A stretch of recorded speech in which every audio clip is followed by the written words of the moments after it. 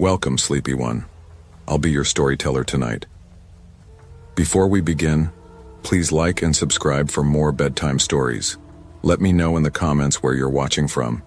And now, close your eyes. Let's begin. I used to think our house at 34 Hawthorne Street was safe, that my mom, Jessica, was just careful. My name's Max Winslow, and when I was 10, I didn't realize how fear could twist love into something that felt like a cage. Mom had always been a nurse, precise, neat, the kind of person who washed her hands twice even after wearing gloves. But after that minor car accident a few years back, something in her changed. Her fear grew teeth. She stopped going out alone, stopped trusting anyone she didn't know, and little by little, she started treating me like I was something fragile, something that could break if she blinked too long. The backyard became the only place I could breathe. Even then, it wasn't really mine. She'd chain the gate every morning, double lock it and hover by the kitchen window, her reflection ghosting over the glass. I'd ride my bike in slow circles, pretending to explore, but I always felt her watching. Every car that passed, every neighbor who waved, every barking dog, in her mind they were all potential threats.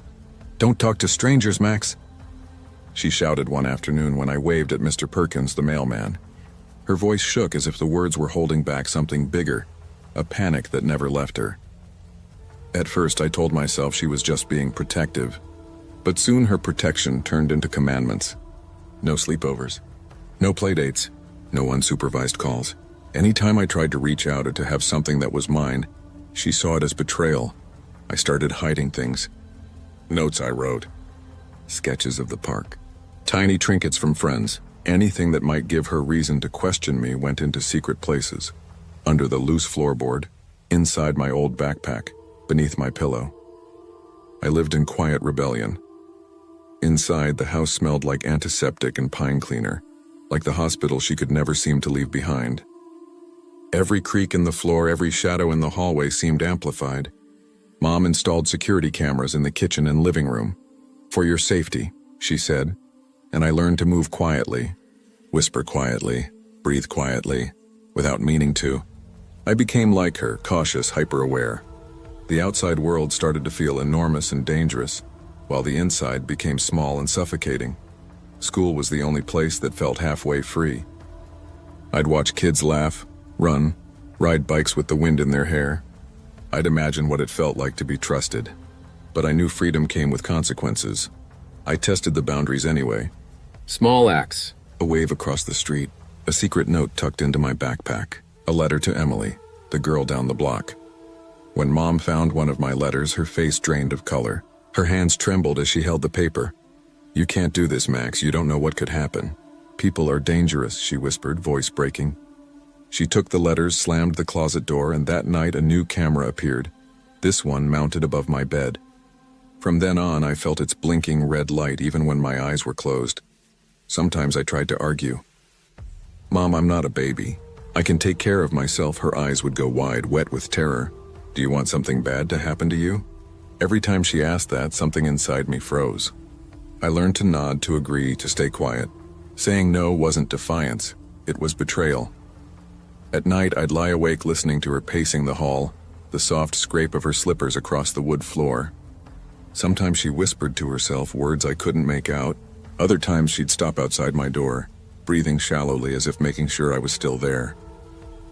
Thunderstorms were the worst. One spring night, lightning cracked outside and I reached for my sketch pad, a small, innocent comfort. She turned on me instantly, eyes wild and full of fear. "Do you want something to happen?" she hissed. My heart thudded. I nodded, mute, learning again that agreement was safety. It wasn't just the rules that trapped me.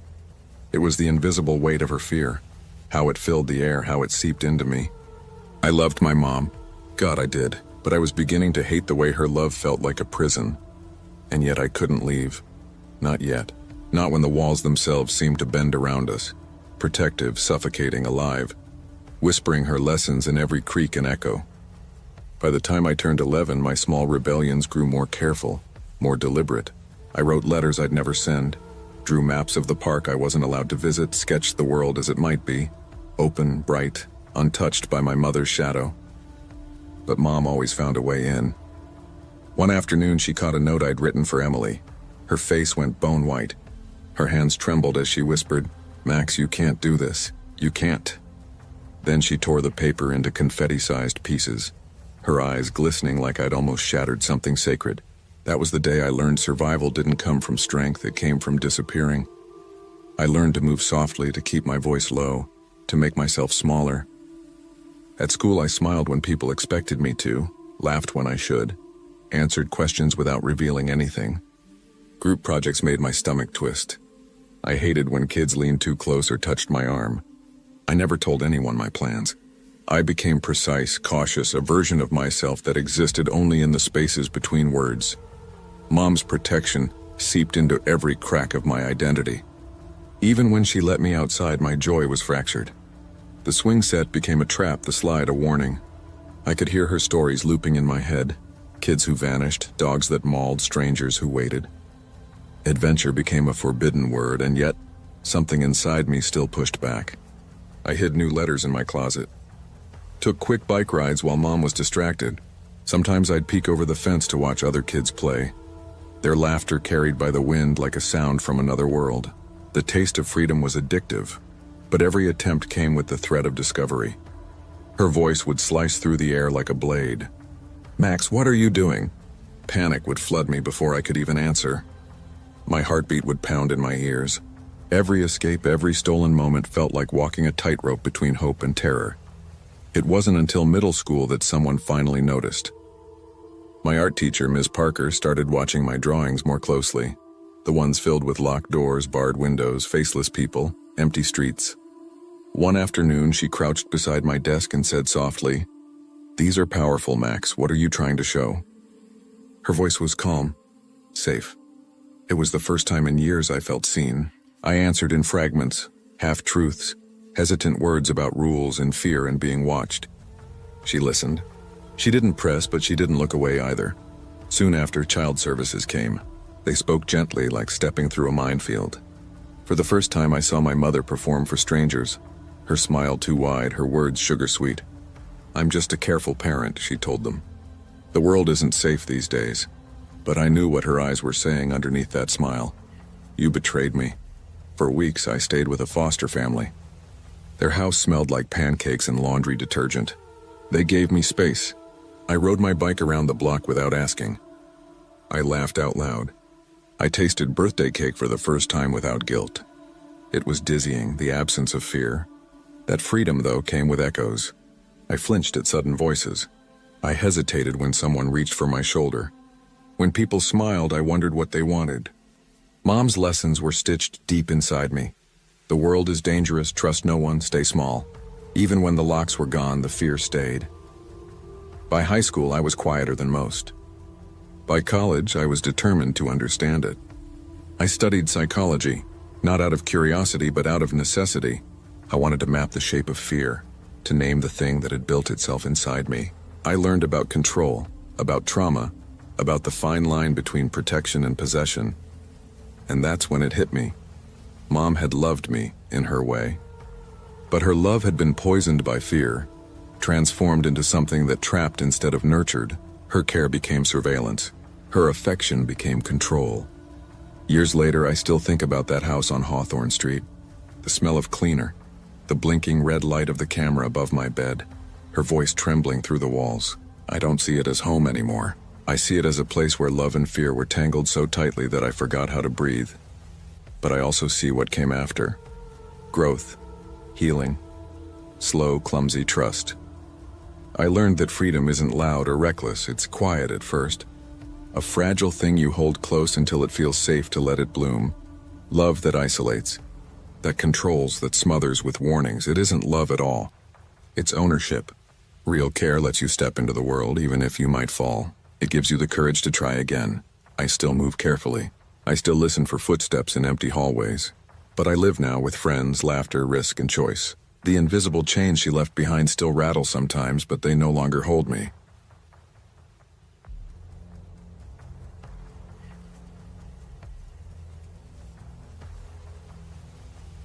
When I think back on that summer of 2024, I still can't decide whether I found the house or if the house found me. The divorce papers were barely dry that April. My hand shook as I signed my name on the final page. The sound of the pen scratching like something closing forever. Owen and I packed what little we owned into the back of my dusty Subaru and drove through the fog-draped hills of Ashwood, Oregon, until we reached 89 Pineview Crescent. It looked like a postcard, an old Craftsman with white trim and a porch that wrapped around like an embrace. The realtor had left the lights on for us, warm and golden, catching the gleam of polished oak floors. I told myself this was it, a fresh start, a place where my son and I could finally breathe again. But underneath that hope was something darker. I was desperate to show Owen that I could give him a real home after his father's betrayal cracked our lives down the middle. This house, I told him, standing in the empty living room, is our fortress. Nothing bad can touch us here. That first night, I tucked him into his new room, the walls painted a soft blue, the air thick with that sterile scent of new beginnings. He wrinkled his nose. "It smells too clean," he whispered. I laughed it off, brushing his hair back. "That's just the varnish, sweetheart." But the word stuck in me like a splinter. In those first weeks, I threw myself into perfection. Curtains hung at symmetrical angles. Photos lined up like soldiers on the wall. I scrubbed the cabinets until my reflection blinked back from the wood. Control became my armor. If everything stayed just right, maybe nothing else would fall apart. Owen was quieter. He spent hours drawing, his pencil whispering over the paper while his eyes flicked to the corners of rooms as if expecting something to move. At first, I ignored the small things. The coffee mug left out, though I knew I'd put it away. The bathroom door that drifted open after I'd shut it tight. Houses settle, I told myself. They creak, they breathe. But at night, when the air thickened and the floorboards sighed, I could have sworn I heard faint whispers rising from the attic. I told Owen never to go up there. "It's dusty. Dangerous," I said. He just nodded, but his gaze kept wandering to the narrow pull-down ladder in the hallway ceiling. Forbidding something, I realized too late, is the same as planting curiosity like a seed. It was a rainy Thursday when I caught him in the backyard, hunched near the tree line, talking softly to himself. His sketchpad balanced on his knees. "Owen?" I called. He startled, snapping the book shut. "Who were you talking to?" I asked. "No one," he said too quickly. His face was pale, lips tight. That night, after he'd gone to bed, I found his sketchbook left open on the coffee table. Page after page of dark, spindly figures stared back, tall shapes crouching in corners, their limbs stretched too long, their heads bent like they were listening. My stomach tightened. When I asked him about them the next morning, he muttered without looking up. "They wait in the attic." The certainty in his voice chilled me. I told myself it was just imagination, divorce stress, a child's way of making sense of loss. Still, I started checking the locks 3 times before bed, walking the house with a flashlight like a sentry. Each time I passed beneath the attic hatch, something heavy pressed against my chest. Then one evening, I found the front door unlocked. Panic surged through me. "Owen!" I shouted, running from room to room. No answer. The silence felt alive. Then I saw it, a faint glow spilling from the attic. My hands shook as I climbed the ladder. He was sitting there, cross-legged on the dusty boards, surrounded by his toys, papers torn, eyes wide and glassy. "Owen," I whispered, kneeling beside him. "What are you doing up here?" "They won't let me sleep," he said softly, pointing toward the far corner. The shadows there seemed thicker, pulsing almost like something breathing just out of sight. For a split second, I thought I saw movement, tall shapes shifting, folding into the dark. My breath hitched. Then it was gone. "Come on," I said, forcing calm. Let's go downstairs. I lifted him, clutching him so tightly he squirmed. "It's okay," I whispered, though even as I said it, I knew it wasn't. After that night, the house changed. Doors slammed, though no wind blew. Books fell. Frames cracked. I'd wake to footsteps above us, measured and slow, crossing the upstairs hall. Owen hardly slept. His drawings grew frantic, crowded scenes of the house surrounded by shadowy figures pressing in from every side. And every night, as I lay awake staring at the ceiling, I felt it too. That quiet, watching wait, like the house itself was holding its breath, waiting for something neither of us could name. At school, the teachers started calling more often. They said Owen seemed distracted, that he stared out the window instead of answering questions. I told them it was the divorce, that he just needed time to adjust. But deep down, I wasn't sure. There was something hollow behind his eyes lately, something that didn't feel like grief. One night I decided to stay in his room.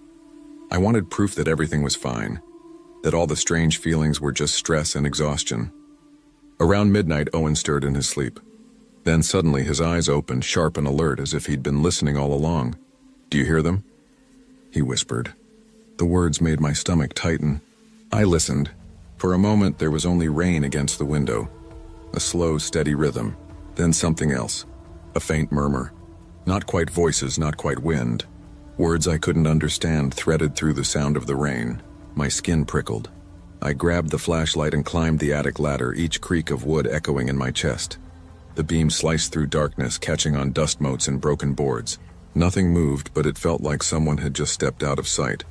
Like something had been there and slipped away the moment I looked. When I turned back, Owen was gone. I tore through the house, shouting his name until my throat burned raw. I checked the closets, the bathroom, the yard, even the street. Nothing. The house was too still, too silent. My heart hammered so hard I thought it might burst. When I called the police, my voice shook so badly the dispatcher had to ask me to slow down. They searched the house, the woods, the whole neighborhood. No sign of forced entry, no footprints in the mud, no trace of a boy who had ever been there. They left me with nothing but questions and that look, the kind that says they think the problem isn't outside the house but inside me. Days blurred into weeks. I stopped showing up for work, missed deadlines, let calls go unanswered. Friends came once or twice, but the way they looked at me, at the dark circles under my eyes, the shaking hands, told me they wouldn't come again. The house wouldn't let me rest. Every night I heard footsteps in the hallway. Light, quick ones. Owen's.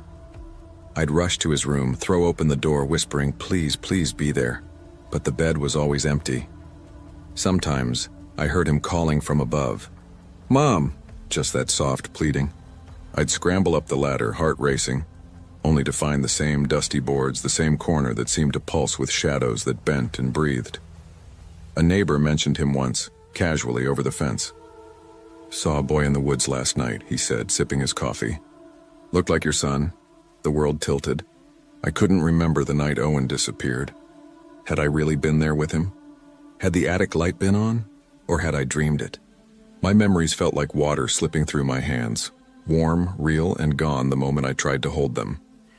In the mirror, I hardly recognized myself.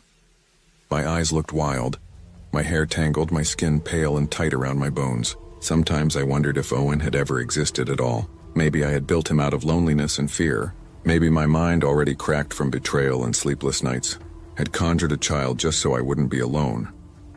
But then I'd open his sketchbook, pages full of those tall, spindly figures crouched in corners, and I'd know he was real. Once. By autumn, the house had devoured me whole. Every creak was a footstep, every whisper a name. I stopped leaving entirely. Bills piled at the door. Work emails went unanswered. I drifted through the rooms, whispering for Owen, waiting for a reply that never came. Sometimes I heard him laugh, light and distant, echoing down the hall. Once I thought I saw him standing at the end of it just for a second, his face pale in the half-light before the dark folded over him again. I went to the attic one last time. Sat there for hours, dust clinging to my clothes, the air heavy as sleep. "Give him back," I whispered. "Take me instead." My voice cracked. I would have given anything for a sound, a sign, something. But only the house answered, groaning softly, wood shifting, the wind brushing through the eaves like a sigh. Now, months later, I don't know where the truth ends. Maybe Owen was taken. Maybe he ran. Maybe he never existed outside the walls of my unraveling mind. But the attic still waits. It always waits. Some nights, when the wind moves through the trees, I swear I hear a boy's laughter drift from the woods. I press my hand to the glass, heart aching with a mix of hope and dread. Maybe he's out there. Maybe he's gone. Maybe I've been chasing echoes all along. But the house, our perfect shining fortress, has teeth. It keeps what it claims, and I think it still holds us both. Because sometimes the most dangerous hauntings don't come from the shadows around us, but from the ones we carry inside. Fear, guilt, the illusion of control. They whisper until love turns to obsession and memory rots into madness. and in the quiet that followed,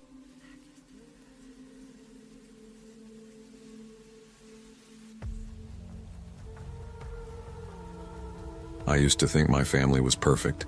That's the cruel trick of childhood, how the walls you grow up inside feel like a fortress even when they're quietly collapsing. I remember our house in Aberdeen under winter skies. Tall gray stone walls slick with rain, windows glowing gold against the cold. To everyone else, we were respectable. A lawyer father, a mother who baked bread that made the whole street smell like heaven, and a daughter who smiled politely every Sunday at church. People envied us. They didn't know. My father, Robert Morton, was a drinker, not the friendly kind who sang pub songs, but the kind who turned liquor into fuel for fury. I learned early to recognize the rhythm of his footsteps, that dangerous quiet before he exploded. Sometimes he threw things, sometimes his hand found my arm or cheek. The bruises were never obvious. He was careful like that. My mother, Margaret, never stopped him. She prayed instead, whispering scripture like it could hold back his fists. The night he was arrested, I was 17. He'd attacked another man at the pub, swinging wild until the police pulled him off. I remember watching them drag him away, sirens flashing across our walls, thinking, maybe this was freedom. He was gone, locked up, just Mom and me now. I wanted to breathe again, to believe we could start over, and for a while I did. She seemed strong at first. Eliza, she told me, we'll be all right. God doesn't break families unless he plans to rebuild them stronger. Her chin lifted, voice steady. She took over the bills, smiled for the neighbors, walked into church beside me like a survivor. But the cracks showed fast. She stopped sleeping. I'd wake to find her scrubbing the floor at 2 a.m, humming hymns through clenched teeth. She locked the front door with 3 deadbolts, muttering about keeping demons out. I told myself it was stress, but something in her eyes had changed. Mom, I whispered one night when I found her polishing silverware, her hands red and raw. You don't have to do this. She didn't look up. If I don't, who will? You think anyone cares about us, Eliza? You think God will do it all for us? Her words chilled me. That wasn't the woman who used to braid my hair before school. I didn't understand then how love could sour into something else, how grief could ferment into madness. By the winter of 1998, I was losing her. By spring, the house felt like a cage. I buried myself in schoolwork, sketching buildings, dreaming of designing houses one day, places that kept people safe instead of trapping them. But every time I spread my notebooks across the kitchen table, Mom's eyes lingered too long. One evening, she stared at a sketch of a glass tower. False kingdoms, she muttered. What? I asked. God doesn't want us building towers to the sky. That's pride, Eliza, that's sin. I laughed nervously. It's just homework, Mom, not the Tower of Babel. Her hand slammed the table. My pencils jumped. Don't mock me. Don't you dare mock the word of God. I froze. She'd never yelled at me before. That night I found my sketchbook burning in the fireplace, pages curling into black ash. A few days later, Hannah, my best friend since primary school, came over wearing a red scarf her grandmother had knitted. Mom's smile vanished the instant she saw it. Take that off, she snapped. Hannah blinked. Excuse me? Red is the devil's color. You won't bring curses into this house. Mom, I hissed, it's just a scarf. Her eyes glittered. She won't step foot here again. She's plotting against us. Hannah left in tears. I stood trembling, humiliation burning through me. You're losing it, I whispered. Her hand flew before I could flinch. The slap cracked across my cheek, sharp, personal, final. I'd felt my father's blows before, but this one broke something deeper. Later that night, she knelt by her bed, rocking and praying, while I touched the sting on my face and realized my mother was slipping somewhere I couldn't reach. The neighbors began to whisper. Small things at first, Mom shouting at Mrs. Callahan about the gas bill, slapping another neighbor who offered help. Then came the boiling water. 2 officers at the door, calm voices, gentle words. Mom threw scalding water toward them, screaming, You're Satan's soldiers. I'll never forget the way the officers looked at me afterward, pity flickering behind their eyes, tangled with unease.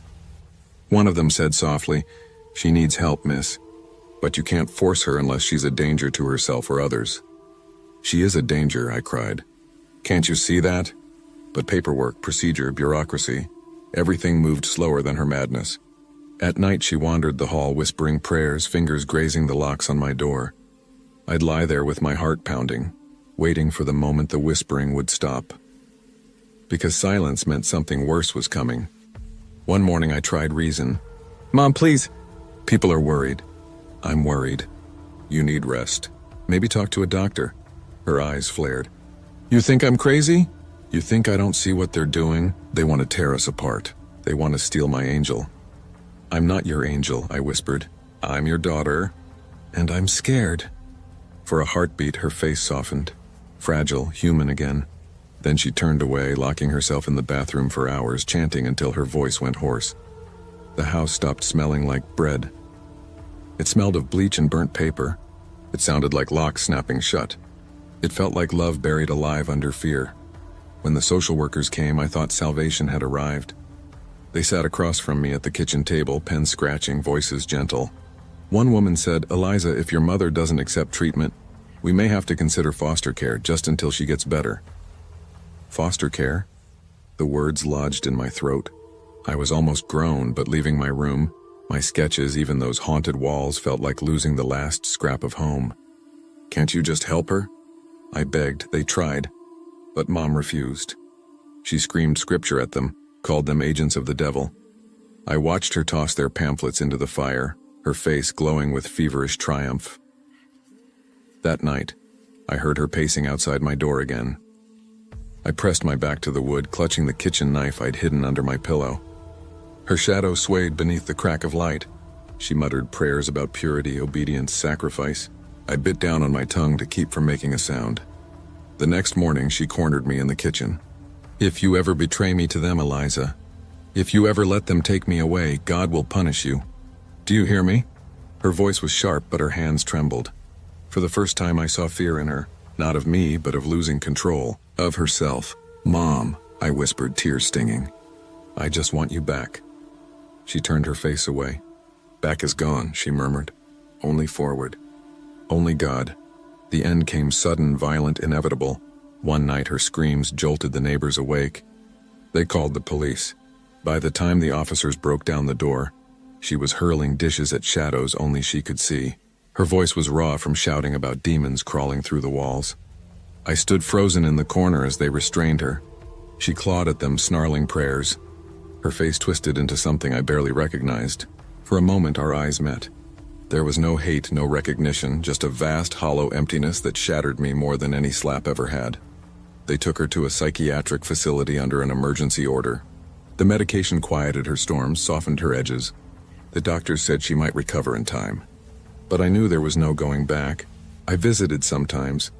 She'd smile, calm, polite, almost normal. But every time I saw it, I waited for that smile to crack, for the madness to peek through again. I left Aberdeen for university with scars no one could see. On the outside, I seemed fine. But at night, I still heard footsteps in empty halls, locks clicking, prayers whispered through the dark.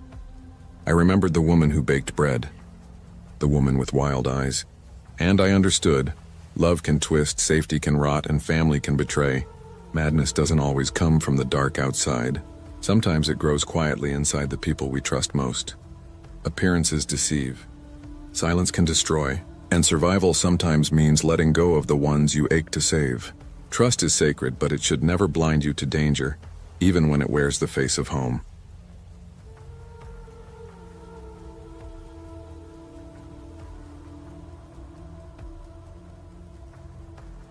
I used to believe my mother was the strongest woman in the world. Caroline Turner wasn't like the other moms in Portland, Maine. She didn't pack tidy lunches with handwritten notes or spend Saturday mornings at bake sales. She wasn't steady like that. She was more like the ocean that crashed against the rocky shore near our house, beautiful, wild, and unpredictable. Before I was born, she'd been a singer at a smoky bar downtown. Her voice husky, her dresses tight, her lipstick always a little too red. She told me she gave it all up when my father left, said raising me was her greatest performance. "It's just you and me, Soph," she'd whisper, pulling me close, her perfume sharp and sweet. "No one else matters." I didn't understand then that sometimes she meant it as love, and sometimes as a warning. By the time I was 11, I had learned to watch her moods like weather patterns. If her smile was too wide, if her eyes darted too quickly, if she started humming those old songs under her breath, I knew a storm was coming. One wrong word and she'd snap. Not always with her hands. Sometimes her voice was enough. Ungrateful, she'd hiss. Don't make me regret giving up everything for you. That rainy October night in 2005, I sat in the back seat of her Buick, tapping my sneakers against the floorboard. The car smelled faintly of cigarettes, though she always swore she'd quit. The wipers screeched across the glass, fighting the downpour. We'd pulled into a dying strip mall, half the stores boarded up, a single streetlight buzzing above the ATM. Mom grabbed her purse and stepped out into the rain. I watched her, half afraid she'd just disappear into it. That's when I saw him. A man standing near the alley, hood pulled low, shoulders hunched. He wasn't loitering. He was watching. Mom, I whispered, leaning forward, tugging her sleeve before she opened the door. He's staring at you.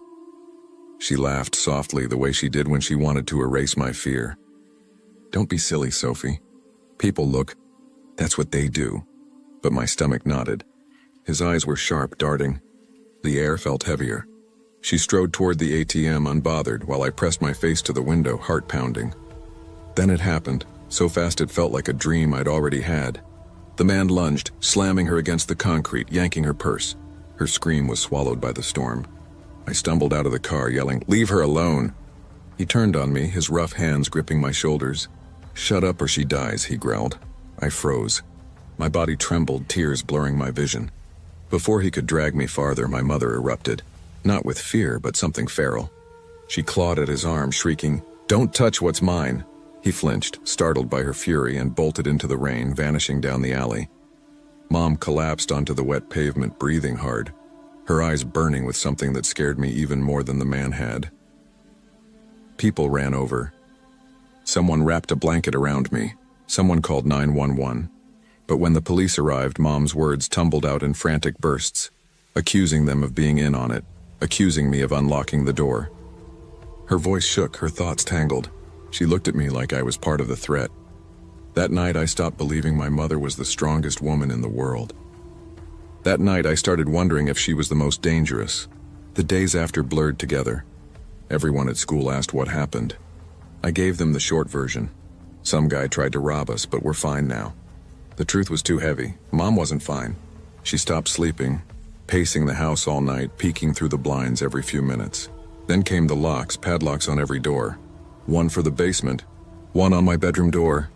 Just in case, she said with a thin smile. Next came the mirrors. She covered them with sheets, muttering about eyes watching from the glass. Once I tried to uncover the bathroom mirror to brush my hair. She caught me. Her fingers clamped my wrist so hard her nails left crescents in my skin. "Do you want them to see us?" she hissed. I didn't ask who they were. I knew better. Then came the drills. Safety drills, she called them, pretending it was a game. She'd shove me into the closet, padlock it, and tell me to stay silent until she opened it again. Sometimes 10 minutes, sometimes 2 hours. I'd sit in the dark, knees pulled to my chest, biting my sleeve to muffle my sobs. "Better you hate me now than get taken later," she'd say when she finally let me out. At school, I jumped at footsteps in the hall, flinched at raised voices. Friends stopped calling. One afternoon, my teacher noticed the bruises on my wrist. I mumbled something about tripping, but she didn't buy it. The next week, social services came. I remember the day they took me like it was yesterday. A woman with kind eyes and a clipboard came into the classroom. She knelt beside my desk and whispered, "Sophie, we're going to take a little trip." My stomach dropped. I wanted to scream, to cling to the desk to make her leave me there. But something inside me also exhaled like I'd been holding my breath for years. They brought me to a foster family, the Millers. Their house smelled like cinnamon and laundry detergent. They gave me a soft bed, tucked me in with a quilt, and asked what my favorite breakfast was. For the first time in so long, warmth didn't come with strings attached. But peace never lasted where my mom was concerned. She fought in court, sobbing on the witness stand, telling the judge how much she loved me. She painted herself as a victim of trauma, a mother who'd only tried to protect her daughter from a cruel world. After therapy and medication, they granted her supervised visits. We sat across from each other in sterile rooms that smelled of disinfectant. Her smile stretched too wide. "You know they can't keep us apart forever," she whispered once, eyes gleaming. "It's you and me, Soph, always." I nodded because that's what she needed. But inside I was beginning to understand. Sometimes the person you're supposed to run to is the one you need to escape from. The visits started once a week. Mom would show up with cookies she swore she'd baked. Though they were clearly store-bought, she'd hug me too tightly, her perfume clinging to my clothes. "Don't listen to them," she'd whisper. "They just want to keep us apart." The supervisors smiled politely, never noticing the sharpness in her words, the way her hands trembled. To them, she was just a heartbroken mother. To me, she was a storm waiting to break. One afternoon during a visit, she leaned close and murmured, "You think they'll protect you? They can't, no one can. It's only me." I stared at the table, tracing the scratches in the wood, pretending not to hear. Her hand slammed down, the sound cracking through the room. The supervisor jumped.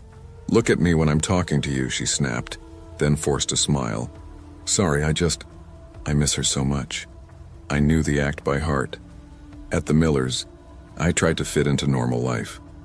Mrs. Miller taught me how to bake banana bread, laughing when I spilled flour.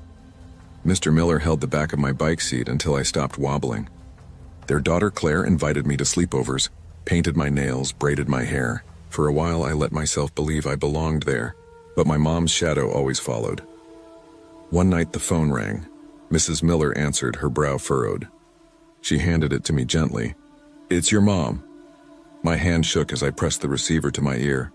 "Hi," I whispered. "They can't keep you forever," she said, voice low and urgent. "Pack a bag. I'll come get you." "I can't," I whispered. Her breath hitched, then turned sharp. "Ungrateful. After everything I've done for you, you'd rather live with strangers than your own mother?" I hung up. Tears burned my eyes. Mrs. Miller wrapped her arms around me, but guilt pressed down like a weight. I loved my mother. I was terrified of her. At school, I started therapy. The counselor asked me to draw how I felt. I drew a house with padlocks on every door. "Who's inside?" she asked softly. "Me," I whispered. Her eyes softened. "Do you want to get out?" I didn't answer. I didn't know if I could. The older I got, the sharper the memories became. That night at the ATM played over and over, not the man, but my mother's face. The wildness in her eyes, the way she screamed, not in fear but fury. I realized the real terror hadn't come from outside. It had always lived inside her. Even as a teenager, she haunted me. She sent letters from therapy, each one swinging between love and accusation. "I'm proud of you, Soph," one would say, followed by, "Don't let them poison you against me." I'd tear them up, but her words stayed like splinters under my skin.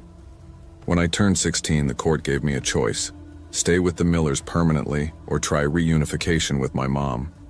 I didn't hesitate. I chose the Millers. Mom screamed in the courtroom, her voice echoing. "She's mine! You can't steal her!" The gavel struck, but her words stayed in my head for years. I graduated, went to college out of state, tried to build a normal life. But fear lingered.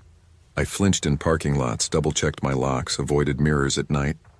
When friends asked, "Why are you so jumpy?" I just shrugged.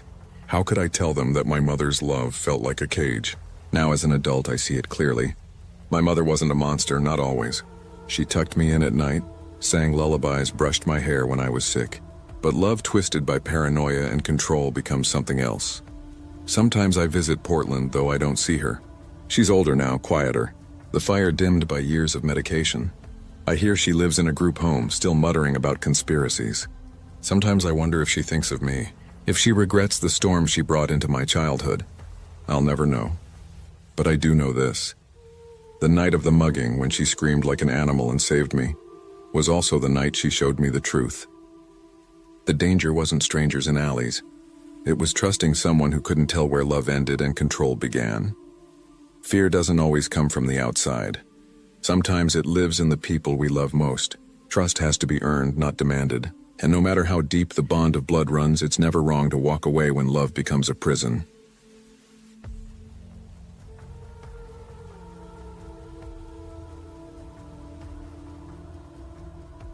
I remember the first time I realized my life wasn't normal, though back then I thought it was. I was 8 years old, standing on a narrow stage somewhere in Los Angeles. The spotlights were so bright they made the sweat on my forehead shimmer like tiny diamonds. My chest rose and fell too fast. The crowd wasn't cheering for me, they were cheering for her dream. Veronica Weiss, my mother, had once been an actress, a Hollywood hopeful with 2 high heels and 2 enormous ambitions, but the industry had spat her out, leaving her with little more than bitterness and a burning promise. If she couldn't shine, then I would. "Lift your chin, Clara," she hissed from the front row, her voice slicing through the music like a blade. "Do you want to look like a rag doll again?" My smile tightened, I tried. I forced my lips into a grin that felt more like a scream. My body trembled from exhaustion, my sequined dress pinching at places I didn't even know could hurt. To the audience, I looked like a confident little girl twirling under the lights. But inside, I felt like a marionette, pulled by invisible strings dancing inside a cage I didn't understand. My father had left years before. Mom said he was weak. "He didn't believe in your talent," she told me with a mixture of disgust and pity. When I was 6, I thought he was a coward. By 8, I realized he'd just escaped first. Home wasn't really home. It was a fortress built from her rules and my fear. Mirrors covered every wall so I could see my progress.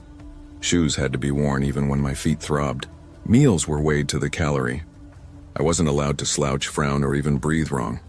"Pain makes you perfect," she'd snap if I winced. "Stars don't get messy, Clara. They shine."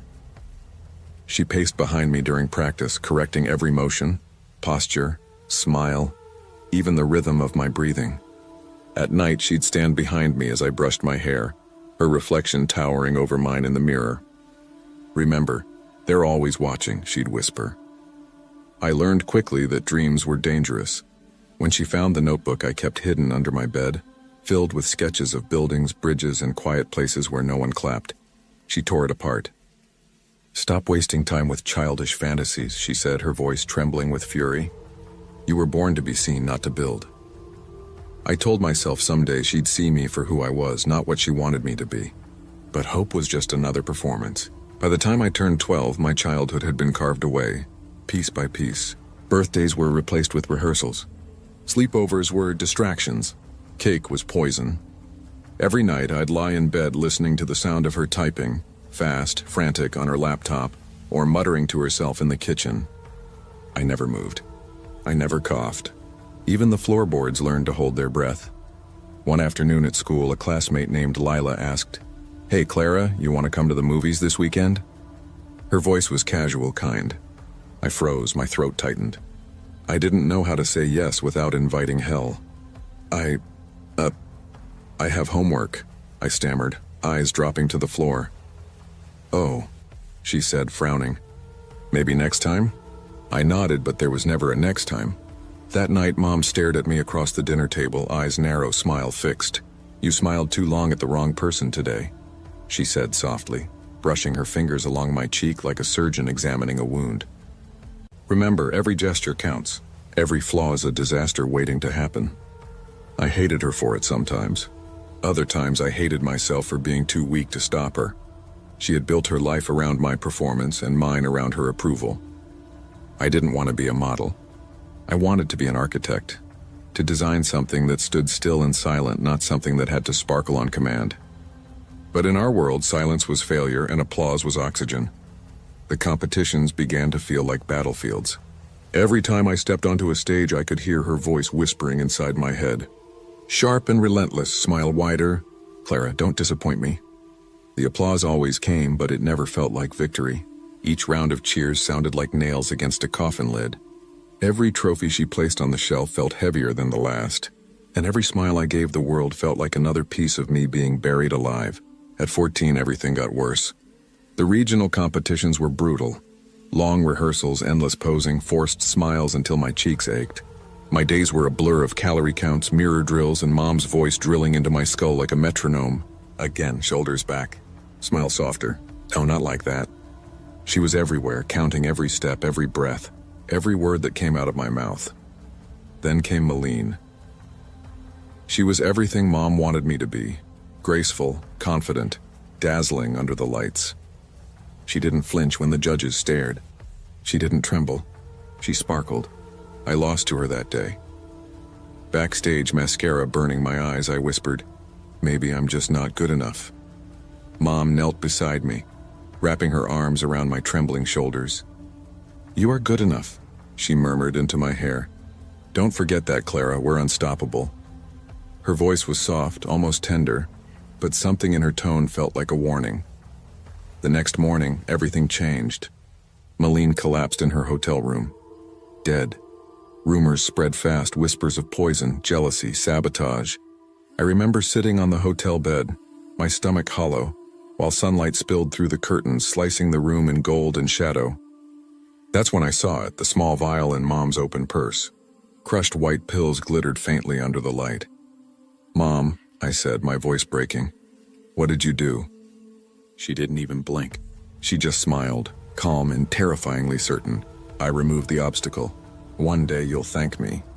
My throat closed. I wanted to scream, to run, to tell someone, but all I could do was stare. Every trophy, every smile, every ounce of applause suddenly felt soaked in blood.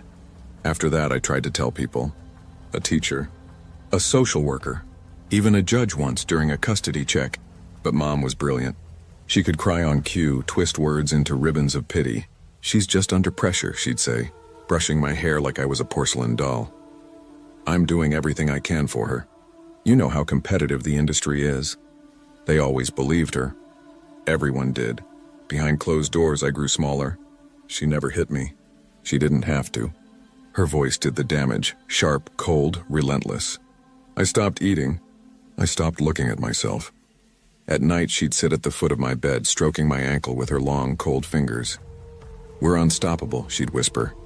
"You and I, don't betray me." I would nod, eyes wide open, too terrified to move. I learned early that survival meant silence. Even school felt like another stage. Teachers commented on my discipline, my dedication. They didn't see the tremor in my hands or the way my smile cracked under fluorescent lights.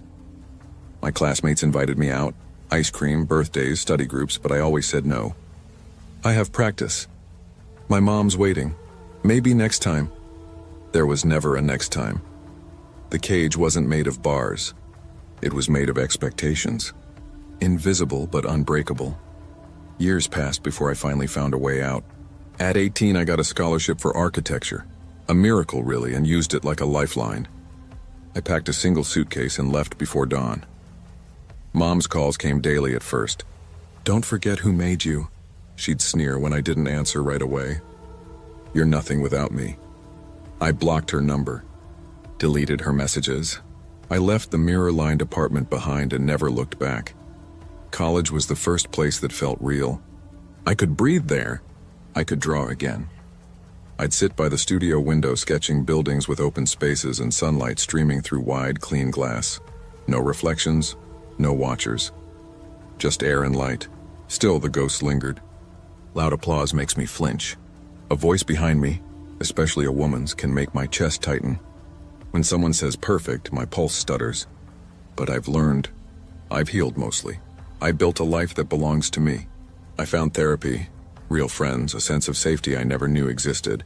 I learned that ambition without love is just cruelty dressed in glitter. My mother's obsession nearly destroyed me, but it also taught me something precious. How to build, not perform.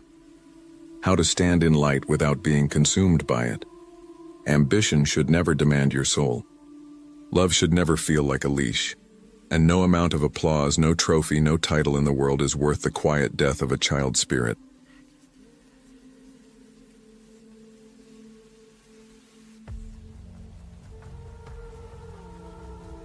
My name is Samantha Dio, and I grew up in a weathered colonial house at 12 Bramblewood Lane in Ashford, Maine, where the scent of polished mahogany always tangled with the sharp breath of sea salt from the bay. The floors creaked like old bones, and the windows whistled when the wind turned from the shore. My mother, Evelyn, was the kind of woman people admired without ever really knowing.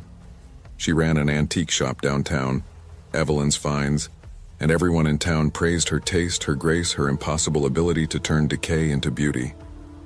But what they didn't see was the precision behind her charm. She lived by rules, by labels, by control. Every inch of our house was her reflection, tidy, deliberate, staged. And over time, I realized so was I. When I was 12, I started noticing the pattern. She labeled everything, everything. Drawers, pantry shelves, even the sugar jar. My notebooks had colored tabs she'd made herself. Math, science, chores, behavior. She said it helped keep the chaos out. At first I thought it was harmless. I'd laugh when she caught me rolling my eyes. "Someday you'll thank me, Sam," she'd say with that practiced smile. "Order keeps us safe." But at night, the house didn't feel safe. I'd lie awake listening to faint movements, floorboards groaning under invisible weight, something dragging, a whisper that slid through the walls like a sigh. It always came from the locked room on the second floor, the one I wasn't allowed to enter. Whenever I asked about it, Mom would barely look up from her tea. "The wind, Samantha," she'd say lightly. "Old houses settle, that's all." I wanted to believe her. God, I really did. But that door, it felt alive, like it was listening. So I started paying closer attention. A vase would move slightly to the left. My school notes, gone from my desk one day, returned the next with a faint coffee stain, photos on the hallway wall that seemed to shift angles overnight, as though someone had been staring too long and forgot where they'd been placed. It was subtle at first, but I began to feel something off, like my life was being curated. During the day, I played my part. I joked with friends, smiled in class, nodded when teachers praised my handwriting. But coming home felt like stepping into a stage set built for someone else's performance. Mom always knew where I'd been, what I'd said, even things I hadn't told her. Her voice would float through the house, calm and melodic. "You shouldn't keep secrets from me, sweetheart. Secrets cause clutter. Clutter. That was her word for everything she couldn't control." By the time I turned 14, the air between us was suffocating. I hid my diary in the lining of my backpack. I whispered to myself only in the shower, where the sound of running water might drown me out. I stopped locking the bathroom door because she'd just find a reason to remove it. Every small act of rebellion, writing a private thought, leaving a cup in the sink, became a quiet war. And she always won. Until one rainy Thursday. The house was still, the sky a bruise-colored haze pressing against the windows. Mom had gone to the antique fair in Portland. I stood in the hallway staring at the locked room's door, its brass handle catching a dull glint of light. The air felt colder there, like the walls exhaled. My heart hammered as I reached into the drawer by the stairs, where Mom kept the keys in a neat labeled tray. Attic, basement, office, second room. The brass key was heavier than I expected. My fingers trembled as I fitted into the lock. Click. The sound echoed through the hallway like a verdict. When I pushed the door open, the smell hit me first, dust, paper, a faint sweetness like decayed flowers. The curtains were drawn, letting in only a thin gray light. Inside, everything was terrifyingly tidy. Shelves lined the walls, filled with journals, hundreds of them, stacked and labeled in my mother's delicate script. Samantha, age 5. Samantha, school year. 7. Samantha, social behavior. Summer. My stomach turned. I picked one up, the leather cover soft from use. When I opened it, my name stared back at me in her handwriting. Every page was filled with entries. Conversations, incidents, dates, every moment of my life documented in obsessive, minute detail. Samantha lied about finishing homework. Confronted her gently. Tears followed. Samantha looked distracted today, possible defiance. Samantha spoke with Mrs. Klein after class. Investigate why. Some pages described things that never happened. Memories she'd rewritten. Events twisted until they felt like something out of her imagination. She'd even recorded moments I didn't remember living. I snapped the journal shut, hands shaking, but curiosity isn't something you can bury once it's awake. From that day, I started watching her instead. How she'd move through the house, rearranging objects by millimeters. How she'd glance at my phone, then later act as if she already knew what I'd texted. How emails disappeared. She wasn't just controlling the house, she was controlling the narrative. And somewhere deep down, I began to understand. My mother wasn't preserving order. She was rewriting reality. One labeled drawer. One altered memory, one falsified journal at a time. I felt like I was living inside a maze made of mirrors. Every reflection slightly off. Every memory warped just enough to make me question myself. I couldn't tell what was real anymore. I'd walk through the halls of that house and feel as though even the air had been edited. My own life no longer belonged to me. The confrontation came sooner than I expected. It was a late winter night. The wind outside was rattling the windows and the old pipes hissed like the house was whispering secrets. Mom sat at the kitchen table, tea steaming beside her. Her hands folded neatly, nails painted the color of bone. I stood across from her, my heart pounding so hard it made my vision shake. "Mom," I said, my voice breaking despite the effort to steady it. "Why are you rewriting everything? Why do you do this?" She looked up at me slowly, like she'd been expecting the question for years. Her eyes softened. "To protect you, darling," she said gently. "To keep our world safe." I swallowed hard. Safe from what? From chaos. From pain. Her tone was serene, her smile faint. "Some people can't handle the truth, Samantha. The truth is cruel. I just make it kinder." Her words were supposed to sound like love, but they landed like ice. I stood there watching her sip her tea, steady and graceful as if she hadn't just confessed to rewriting my entire life. That night, something inside me cracked. The person I had trusted most, the one who'd taught me how to tie my shoes, how to smile for the camera, how to keep order, had also been the architect of my confusion. From then on, I started documenting everything. I kept a small notebook hidden beneath a loose floorboard in my room. Every night I'd write down every detail of the day. The exact words spoken, the expressions on faces, even the weather. I recorded voice memos on my phone labeled with dates and times. I became my own archivist, desperate to preserve something untouched by her hands. Every interaction became a test.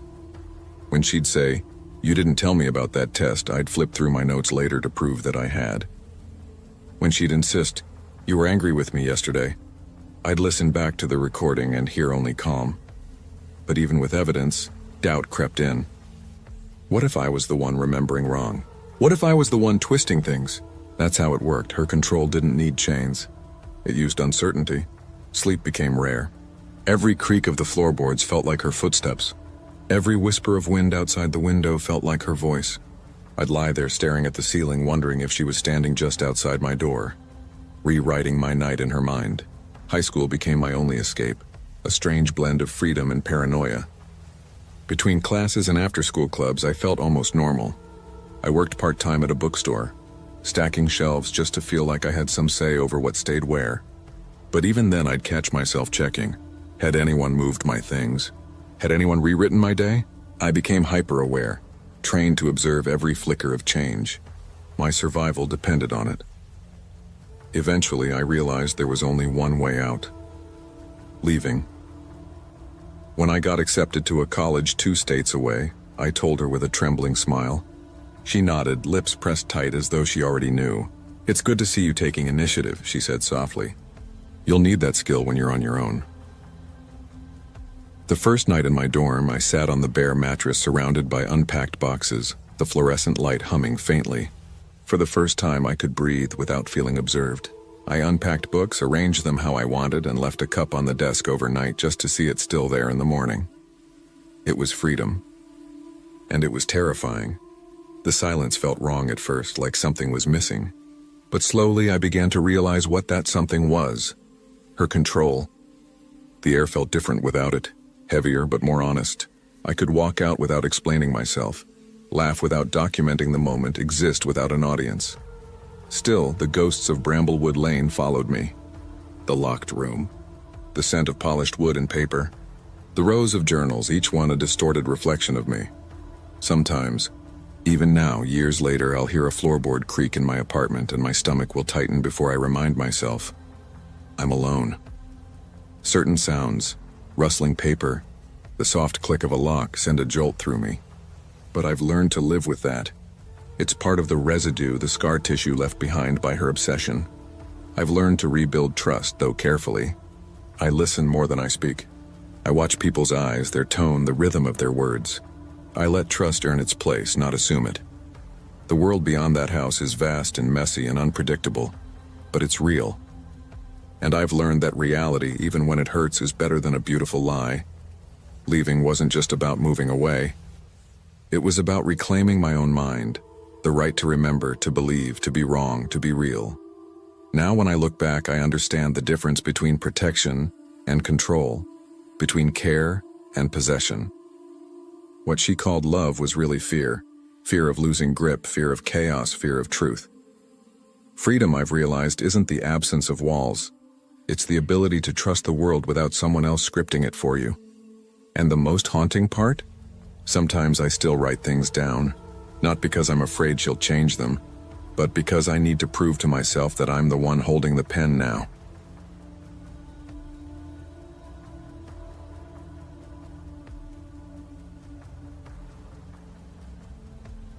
I'd always known my mother was intense, but I never understood that intense could also mean terrifying. My name is Vivian Cole, and I was 17 then, living in a weathered Victorian house on Maple Hollow Road, up in the gray quiet of Vermont. The kind of place that always smelled faintly of wood polish and cold air.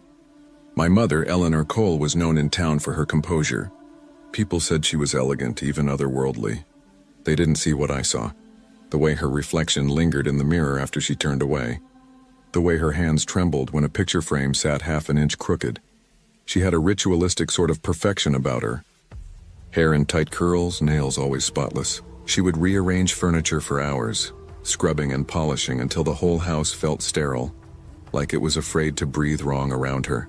Sometimes I'd find her whispering while she cleaned the basement, her lips moving in tiny secret prayers. When I asked what she was saying, she'd just smile faintly and say, "Just talking to the dust." I told myself it was harmless, that every family had their quirks, that the unease that pressed into my ribs whenever I watched her wasn't fear, just misunderstanding.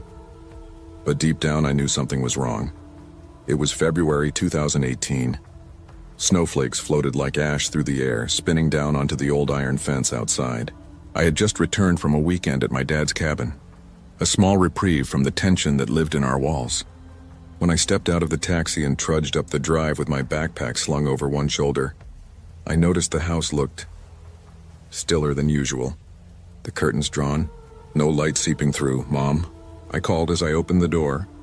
The air smelled faintly of bleach. Nothing. I hung my coat by the door and took a few careful steps inside. Then I heard it, a thud, faint but rhythmic, coming from below. My stomach tightened. "Mom," I called again, louder this time. Silence except for that sound. Soft, uneven, like something shifting against wood. I moved toward the basement door. The old railing felt cold under my hand. Every step creaked like the house wanted to warn me away. The door itself was heavy, fitted with an old brass lock that usually rattled.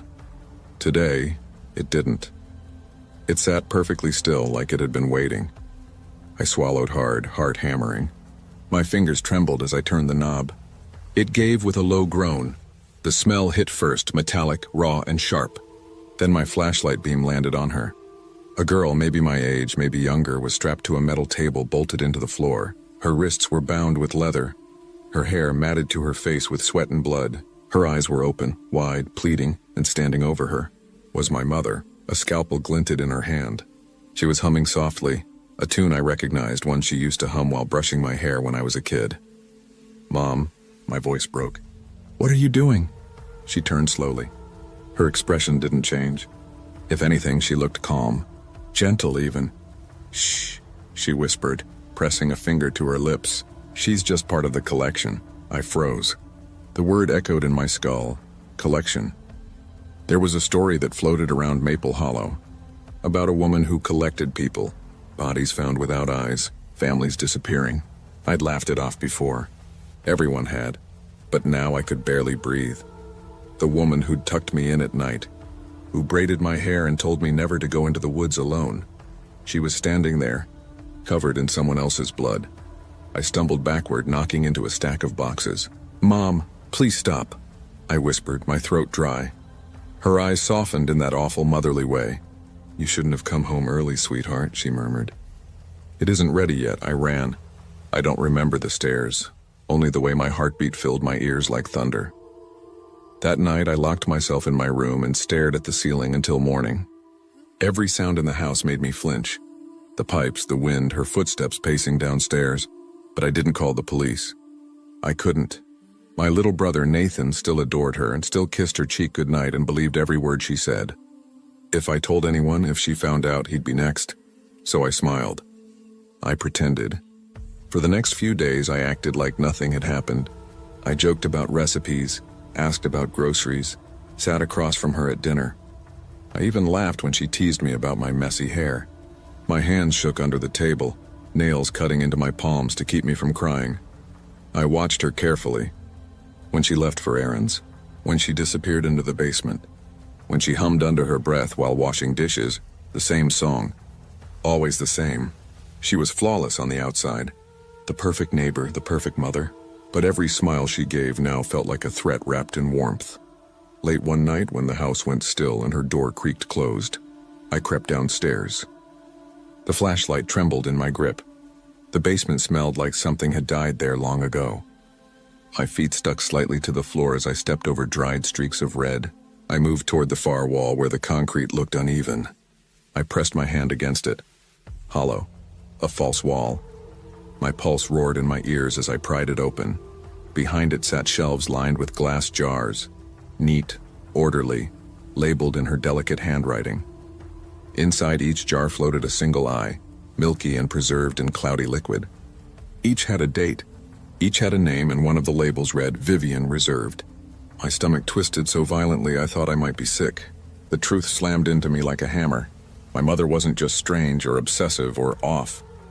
She was the one.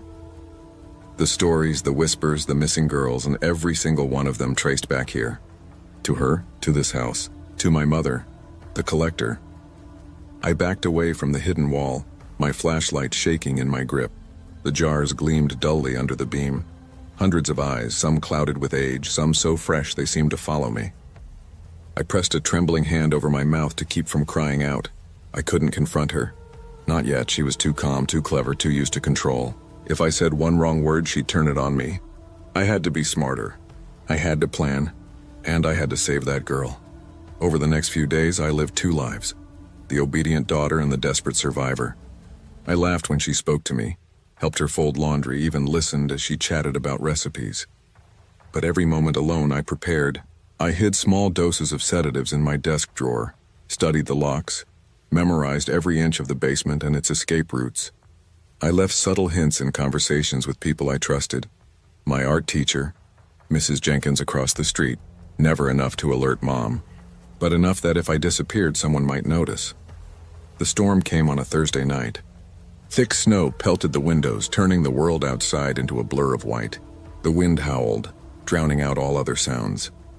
It was the only night I could move without her hearing every floorboard creak. I took a slow breath and called up the stairs. Mom, there's a leak in the attic. I think something's dripping near the vent. She appeared in the hallway, elegant as ever, her silk robe brushing the floor.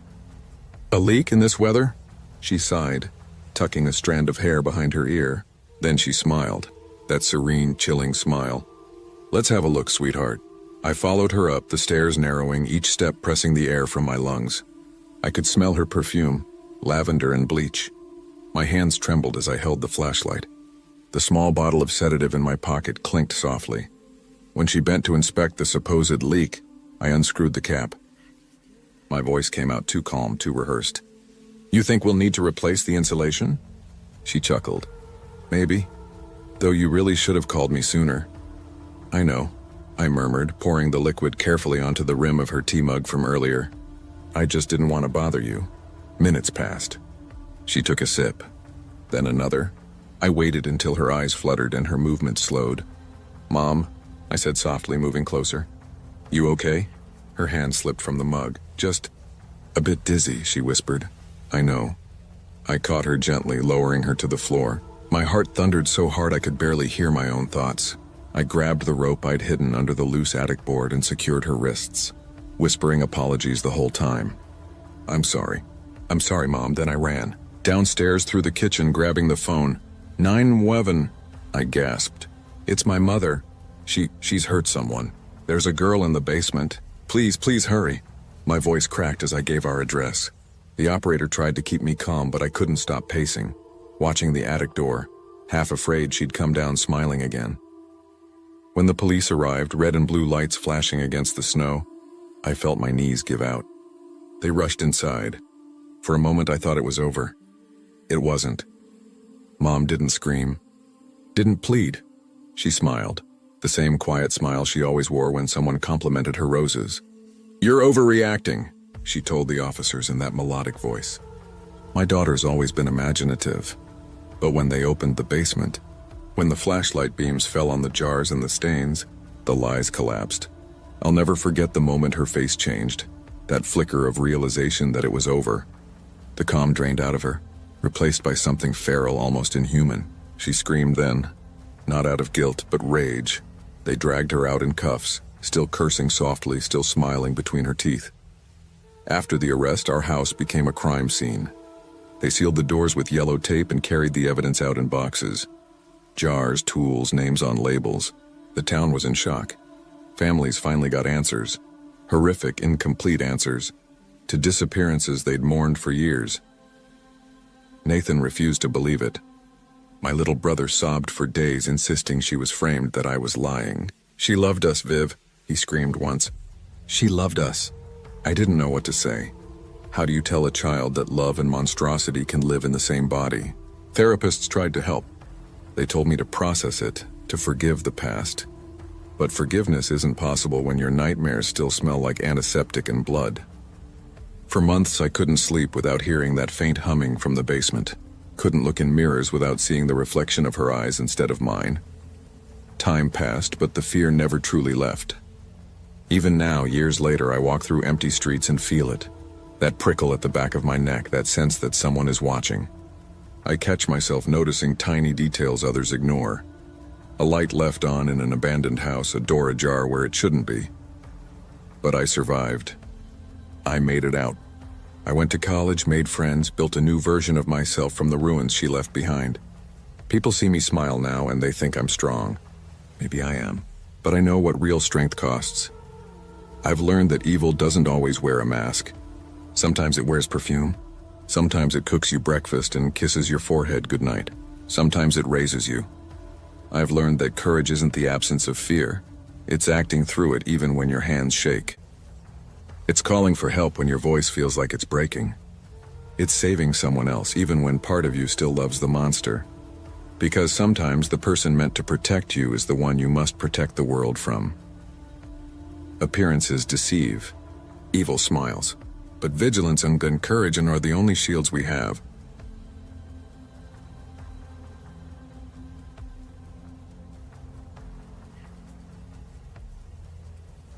I grew up in a house where order mattered more than love.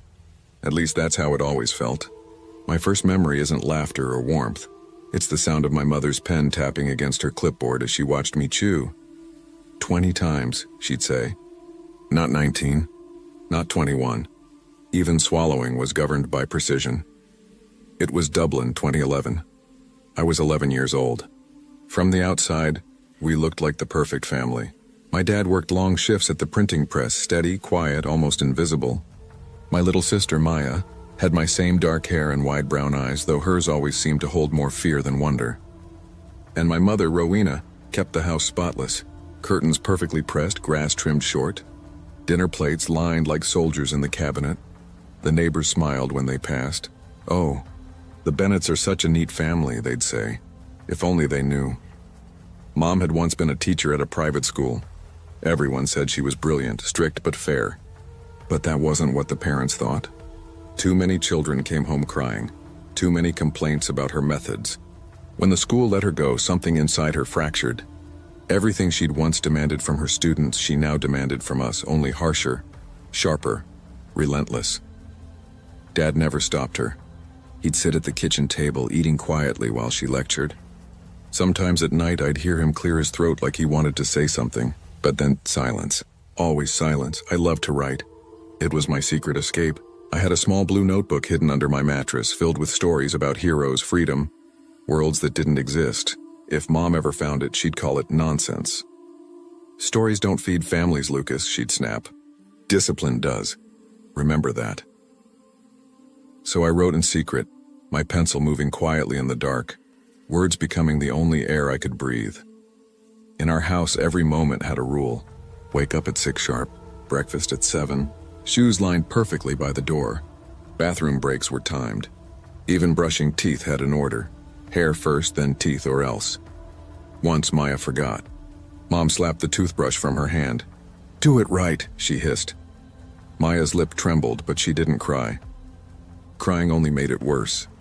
Some nights I'd lie awake and hear Mom pacing the hallway, whispering to herself, "If I don't keep order, everything falls apart.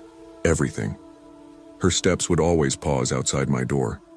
I'd stop breathing until I heard them move again. Even as a kid, I knew something was wrong with her.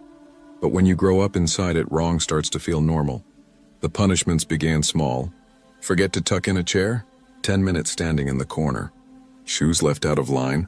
Balance them on your head until your neck burned. One night I went to bed early. I was exhausted from school, too tired to think. But then the door slammed open. Mom stood there, her silhouette cutting through the hallway light. "Do you think you control the schedule now?" she asked. "I'm just tired, Mom," I whispered. "Do you decide bedtime or do I?" "You do." "Exactly. Weakness is failure, and I won't raise a failure." She made me stand on one leg while redoing my homework. She filmed me as I tried to write, my leg trembling so badly that the pencil scratched holes in the paper. Maya tried to sneak in a glass of water. Mom caught her by the wrist. "Don't interfere. Let your brother learn."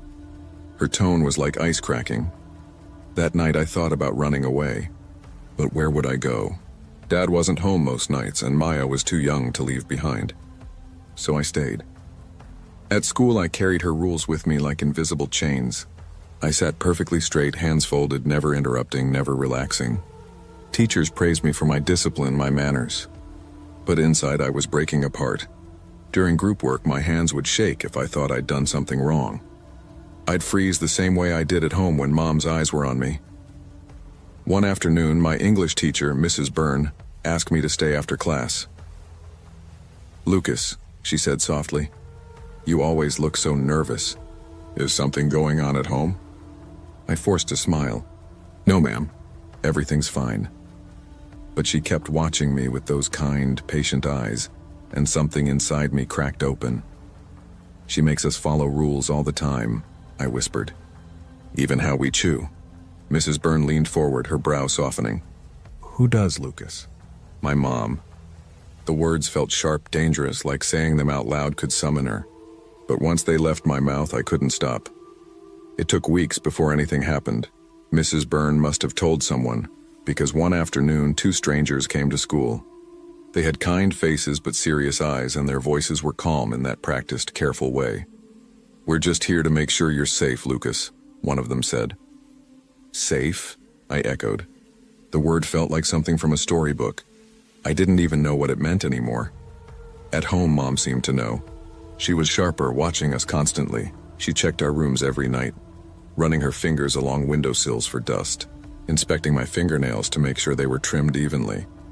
One evening, Maya was just humming softly at the dinner table, some song she'd learned at school. "Quiet," Mom snapped, slamming her fork so hard against her plate it cracked. "Meals are for eating, not noise." Maya froze. Her eyes filled, but she didn't dare cry. I wanted to say something, anything, but the words stuck in my throat. Later that night, under the covers, I whispered, "One day it'll be better." "I promise." "How?" she asked. "I don't know yet," I said, "but it has to be." The next week, the social workers came to our house. Mom greeted them with that practiced, sugary smile, her hair perfectly set, her tone sweet enough to rot your teeth. She called us her angels and talked about how we loved her schedules. But they weren't fooled. They noticed the charts taped to the fridge, lists of chores, punishments, rules for every hour of the day. They saw her notebooks full of behavior logs. They asked quiet, careful questions. Dad sat in the corner saying nothing, just twisting his wedding ring around his finger. When the social workers finally left, Mom turned to me. Her smile was gone. "Did you tell them?" Her voice was low, dangerous. "Did you betray me?" "No, Mom," I said quickly. I didn't say anything. Her eyes stayed on me, cold, measuring. Then she turned away. That night, she paced the hallway for hours, muttering under her breath. I could hear her through the door. Discipline keeps us safe. Without it, everything falls apart. Then silence. The breaking point came on a rainy Tuesday. I'd left my school bag tilted against the wall instead of perfectly upright. It sounds stupid now, but that was all it took. "You think rules are a joke?" she shouted. "I just forgot," I stammered. "Forgot?" There is no forgetting. She yanked the bag, dumping my books across the floor. Pick them up. Do it again. Do it right. My hands shook as I stacked them, trying to make the corners even. She slapped one out of my hand. The crack of paper and skin made Maya start crying from the doorway. That night I couldn't hold it in anymore. The next day at school I told Mrs. Byrne everything. The punishments. The recordings. The rules. The pacing. She didn't interrupt.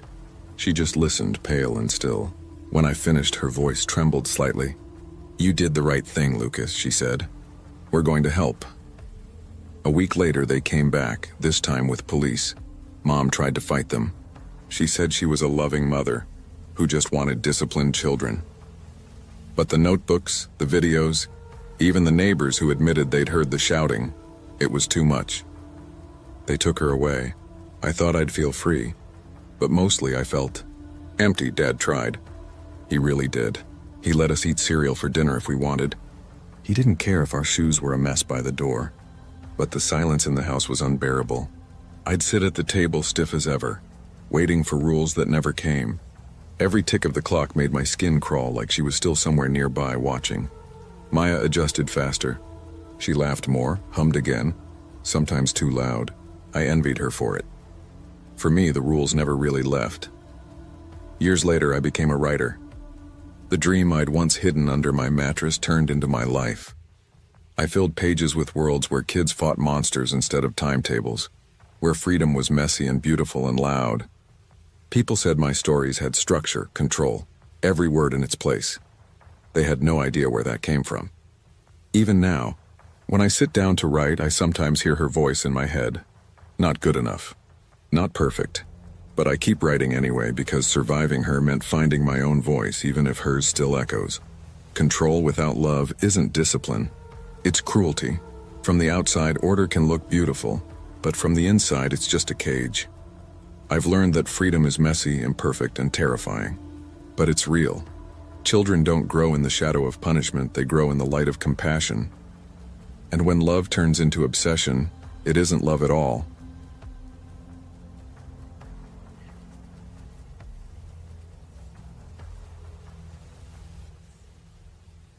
I can't remember the exact moment when my mother's care turned into something else. Maybe it wasn't a moment at all.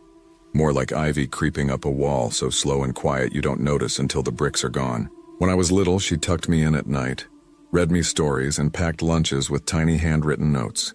But after my dad left when I was 5, the air in the house shifted. It wasn't sudden.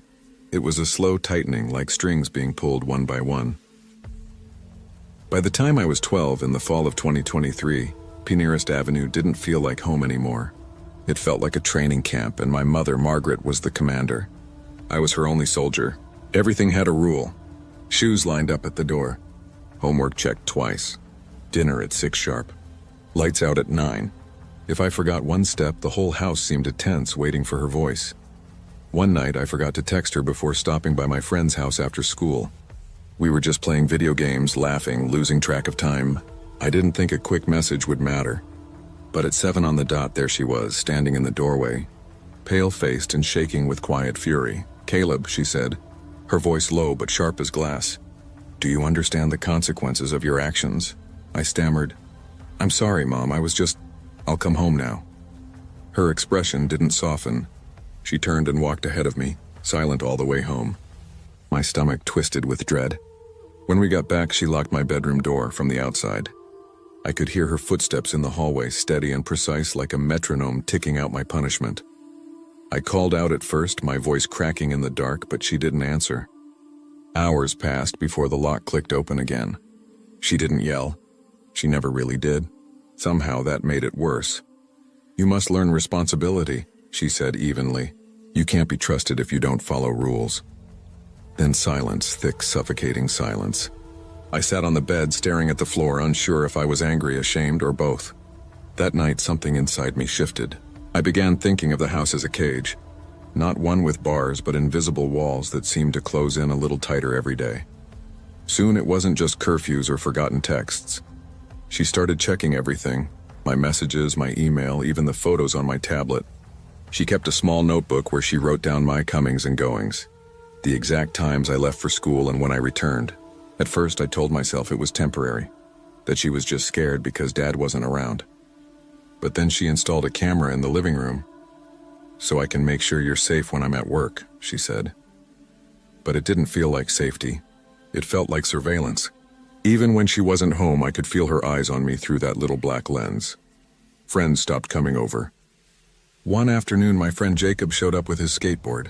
We were sitting in the driveway when Mom came outside, clipboard in hand. "Caleb has homework scheduled right now," she said firmly. Jacob froze, looking embarrassed. I mumbled something, an excuse I think, and went back inside. Later that night, she said, "You don't need distractions. Friends will only pull you down." I wanted to scream. Instead, I nodded. Eventually, I found one place she hadn't thought of, the attic. I'd sneak up there with a flashlight and a comic book, hiding between dusty boxes and cobwebs. It was the only place I could breathe. Sometimes I whispered to myself, rehearsing what I'd say if I ever had the courage to talk back. But that didn't last either.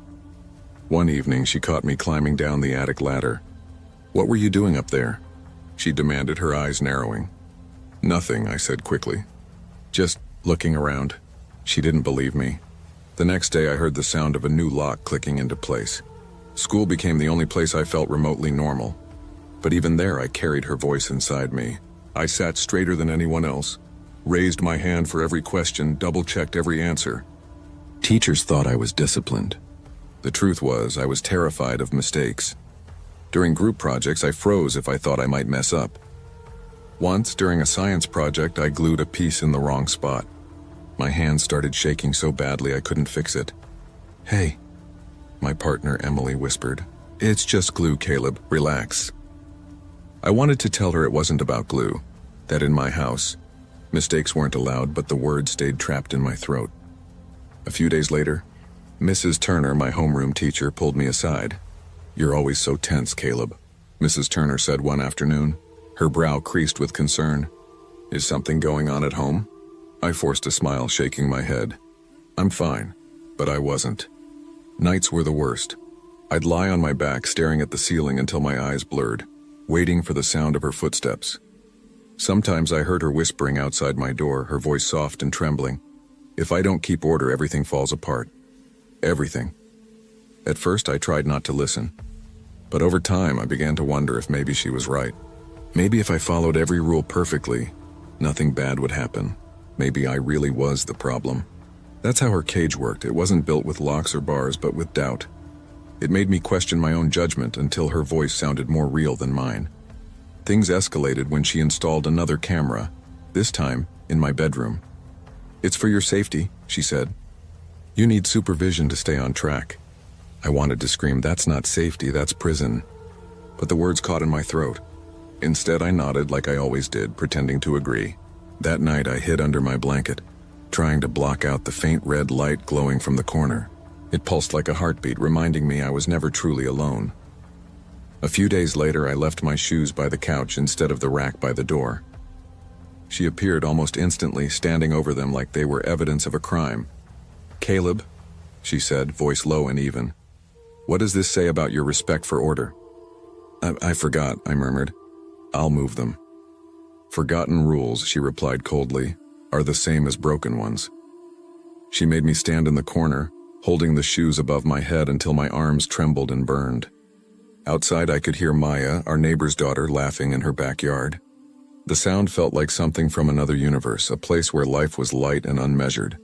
That's when I started lying. Little things at first. I told her I had no homework when I did, just so I could sneak into the attic for a few stolen minutes of quiet. I told her my friends were too busy to hang out when the truth was they'd stopped asking. Every lie made me sick with guilt, but it was the only way I could breathe.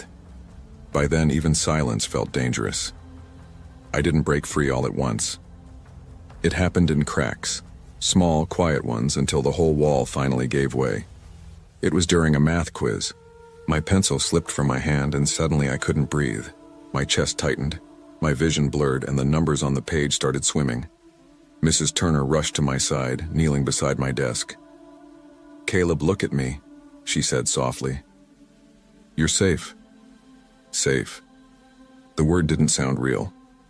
Later in her office, I told her everything, the cameras, the rules, the punishments. I waited for her to tell me I was exaggerating, that all moms were strict sometimes, but she didn't. She just nodded and said, "You did the right thing telling me." Social workers came after that. They walked through the house, flipping through her notebooks, asking calm questions that made my stomach twist. Mom smiled through all of it, saying she was just a concerned parent, but they saw enough. I ended up staying with my dad for a while. His apartment was small, messy, alive in a way our old house never was. For the first time, I could breathe. I ate cereal at midnight. I left my shoes in a heap by the door. I stayed up late reading comics without feeling guilty. Still, the cage came with me. I flinched at every sudden noise. I sat at dinner with my back straight, waiting for rules that never came. Even years later, in high school, the fear lingered like a shadow that wouldn't fade. I wanted freedom, but I didn't know how to live inside it. Now, I'm a writer. The stories I once whispered to myself in the attic have become my way out. The words make sense of what didn't. Mom's voice still echoes sometimes, not good enough, not perfect, but I keep writing anyway. Because I've learned something. Love without trust suffocates, and control without compassion turns into cruelty. What my mother called discipline was really fear wearing the mask of care. A child can't grow inside an invisible cage. They only learn to doubt themselves. Freedom, messy, imperfect, unpredictable, is where love actually lives. I used to think my home was normal. Now I know it was a lesson I was never supposed to survive.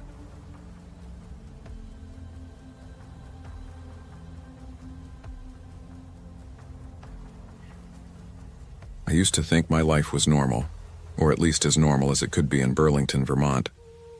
My name's Lily Carter, and I was 12 when I first realized that the world outside my house was one I could never really belong to. Mom, Monica, was the center of everything. She had that kind of smile people in the neighborhood envied, the kind that made you believe she was the perfect parent, polite, charming, always knowing the right thing to say. But behind that smile was something that pressed on your lungs until you forgot how to breathe. She grew up alone, I learned later, an only child in a house of rules, where affection was earned, not given. I think she carried that house inside her. To the neighbors, she was devoted. To me, she was every slammed door, every frozen stare, every intercepted phone call. Dad left when I was 6.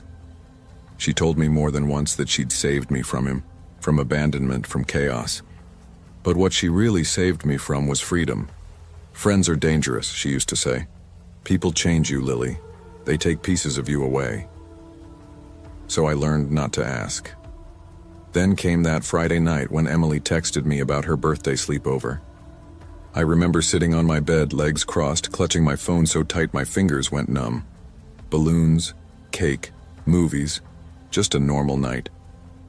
The thought made my heart flutter, to laugh, to be somewhere I could breathe without permission. But before I could even reply, I heard it, the long, aching creak of the hallway floorboards. Mom didn't knock. She never did. "Who are you texting, Lily?" Her voice was soft, but it cut through the room like glass sliding over ice. "Just Emily," I said, trying to keep my tone light. She's having a party." Her eyes flicked from my phone to my face, sharp and measuring. "And you think you're going?" I felt my throat tighten. I didn't answer, but I didn't have to. Her silence filled in everything I didn't say. That night I sat cross-legged on my bed, sketchpad in my lap, the sound of pencil on paper trying to drown out the ache in my chest. I drew faces I'd never seen, girls laughing, running, free. But outside my door, I heard her breathing, slow, steady, listening. I think she liked to remind me she was always there. The first real punishment came the day I mentioned a classmate, just mentioned. I don't remember what I said, only the look on her face. Her eyes like 2 cold pins, her jaw stiff, that voice low and trembling with fury. "You think you can replace me with them?" I didn't answer. I'd already learned that answers weren't required, only obedience. By the time I was 10, she'd drawn up a new constitution for our lives. No sleepovers, no phone calls without her in the room, no letters, no social media. She deleted every app from my phone herself, watching me as she did it, her reflection in the black screen like a judge sealing my sentence. Every attempt I made to reach out, to anyone, ended the same way. Her standing behind me as I wrote pages of apologies. 10 pages of confessions. 10 pages of promises that I'd never betray her again. She'd pace behind me, hands folded, eyes fixed on the back of my neck. "Slower," she'd say. "Mean it this time."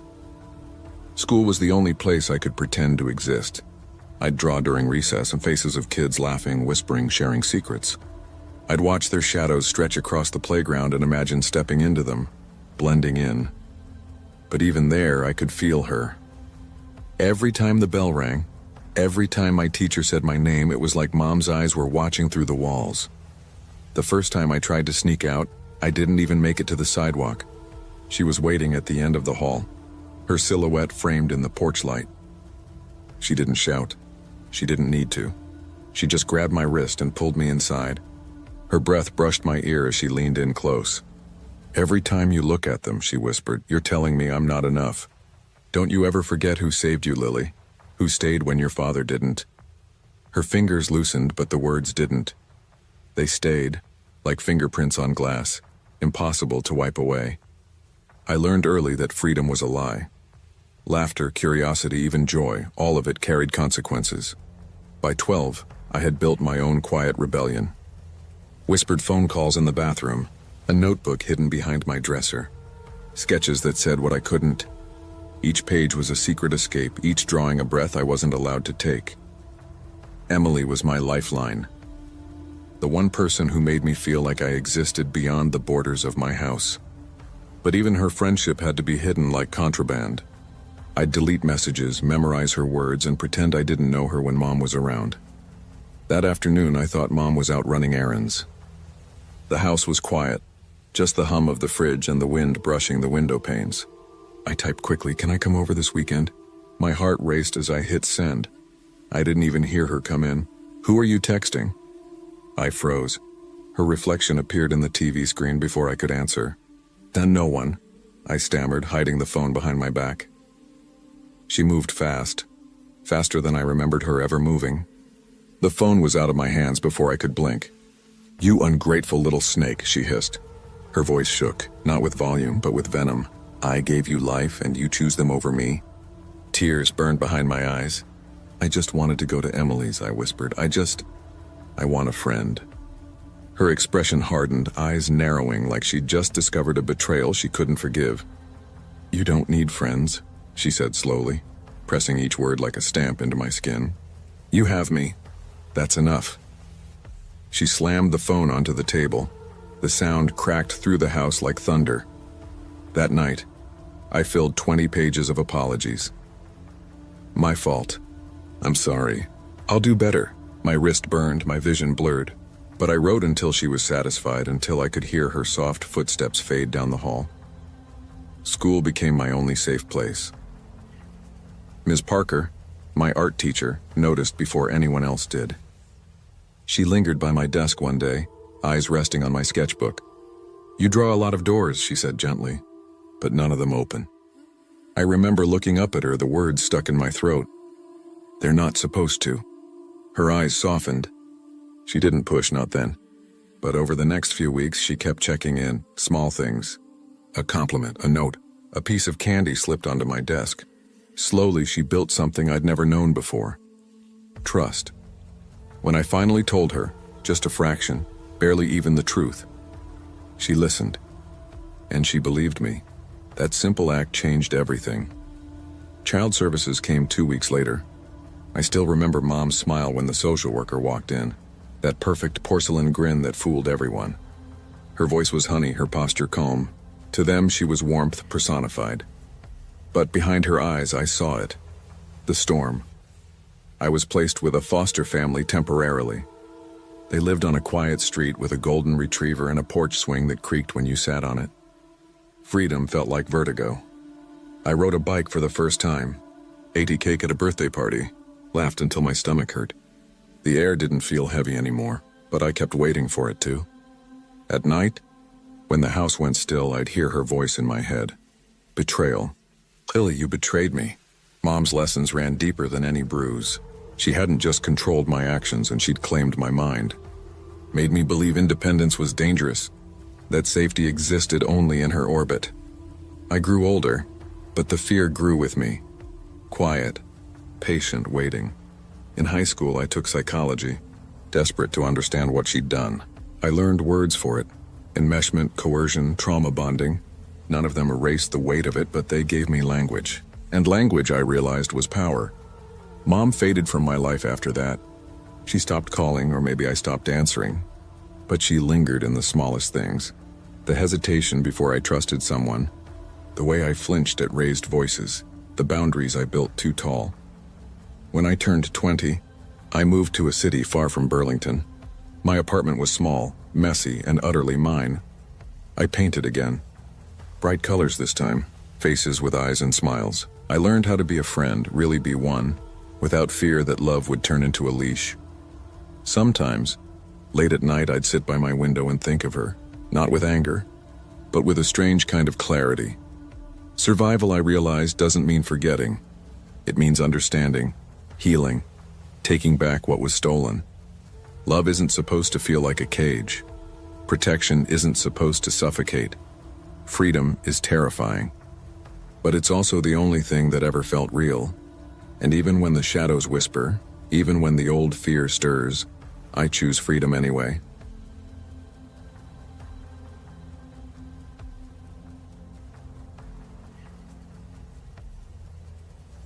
I can't remember exactly when the house on Cedar Brook Drive stopped feeling like home and started feeling like a stage. Maybe it was after Dad left. Maybe it was long before. Mom always said ballet had taught her that perfection wasn't optional. It was survival. When I was little, I thought that meant she'd teach me grace. But by the time I was 13, I realized it meant she'd watch me the way a choreographer watches a dancer. Every move measured, every flaw magnified. The Whitmore house looked normal enough from the outside. 2 stories, a tidy yard, roses crawling up the trellis. Inside it was all polished floors and sharp corners, every room arranged with the precision of an exhibit. The faint scent of lemon polish hung in the air, thick enough to sting the back of my throat. Her fingerprints were everywhere, vases lined up by height, books stacked by color, picture frames at perfect right angles. Nothing ever out of place. Nothing ever real. I used to love sketching the skyline from my bedroom window, the messy tangle of rooftops, crooked fire escapes, and power lines. But Mom said it was a waste of time. Focus on things that matter, Laya, she'd remind me, her tone gentle but edged with warning. One Thursday in September, I came home with a geometry test balled up in my sweaty hand. 6%, not bad. My friend Mariah had gotten a 72 and was thrilled. I slid the paper onto the kitchen counter, praying Mom wouldn't see it. She saw everything. Her eyes flicked down, taking in the red pen marks. Her lips tightened. "We don't accept mediocrity in this house," she said, her voice calm. Too calm. The kind of calm that made the air go still. That night turned into hours of punishment disguised as correction. She made me sit at the dining table while she set up her tablet to record. I had to redo every single problem, explaining each step out loud like a hostage forced to confess. Every time I hesitated, she'd interrupt. "Slower. Think, Laya. Do you want to embarrass yourself forever?" The clock crawled past midnight. My fingers ached. My stomach growled, but I wasn't allowed to eat or use the bathroom. Tears smeared the ink until the numbers bled together. "I'm tired, Mom," I whispered once. Her eyes flashed. "Tired? You can rest when you've earned it. Do you want to end up bagging groceries for the rest of your life? Do it again." By the end, my throat burned from swallowing sobs. She clicked off the tablet, straightened her blouse, and said quietly, "You'll thank me one day." I went to bed numb, clutching my sketchbook under the blanket like contraband. The pages filled with crooked lines and jagged buildings, shapes that didn't have to be perfect. In those moments, the city I drew was the only place I could breathe. The punishment spread like mold. First math, then everything. She started inspecting my room each morning. I couldn't even leave my pencils scattered on the floor. She made me line them up by color, her fingers grazing each jar like a commander reviewing weapons. "Disorder breeds failure," she'd say. She corrected my speech constantly. If I said "like" too many times, she'd stop me mid-sentence and make me start again. If I mispronounced a word, she'd sigh dramatically. Articulate, Laya, don't sound like some street kid. Even dinner became another performance. Forks had to be held the right way, elbows tucked in, answers rehearsed. Every moment of my life became a lesson I never asked for. At school, I got quieter. My friends invited me to birthday parties and sleepovers, but I always said no. I couldn't risk Mom finding out she didn't approve of them. Teachers noticed the way I flinched when papers were handed back, how I stared too long before unfolding them. But no one asked the right questions. I started hiding my grades. Anything under 95 I erased and rewrote. I even learned to forge Mom's signature so teachers wouldn't know she hadn't seen my progress reports. The lies ate at me. My stomach twisted every time the phone rang, terrified it was school calling home. One night, after she tore apart my English essay for lazy phrasing, I locked myself in the bathroom. I stared into the mirror at my pale reflection, my eyes red from crying. I pressed my hand flat against the glass. "This isn't me," I whispered. But I didn't know who me was anymore. The girl who laughed too loud with her friends, or the one who sat frozen under fluorescent lights while her mother dissected her worth. That fall, the nightmares began. I'd dream I was sitting at the dining table again, surrounded by shadows that whispered her words. Wrong again. Useless. The voices echoed until the walls seemed to breathe. I'd wake up drenched in sweat, heart racing, feeling like the house had been watching me sleep. Reality wasn't much different. One Saturday morning, I was sketching quietly on the porch while Mom scrubbed the kitchen. Sunlight slanted across the steps. I'd almost finished shading a crooked row of buildings when she appeared behind me. Without a word, she yanked the paper from my hands. "Buildings?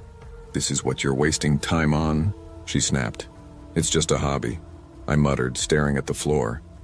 Her voice sliced the air. "Nothing is just anything. Everything counts. You either excel or you rot." I wanted to scream. Instead, I hid my trembling hands under the porch cushion, the sketchbook wedged beneath. Later that night, when she was asleep, I pulled it out again and traced the faint pencil lines she hadn't managed to tear. The paper shook, but I kept drawing. Crooked buildings, cracked windows, a city that didn't need to be perfect to feel alive. Drawing became my rebellion, small, secret, and dangerously precious. Sometimes neighbors asked if everything was all right. Mrs. Jenkins, the old woman across the street, caught me once sitting on the curb with my eyes red and swollen. "Rough day?" she asked softly, her voice lined with concern. I nodded, staring at the pavement.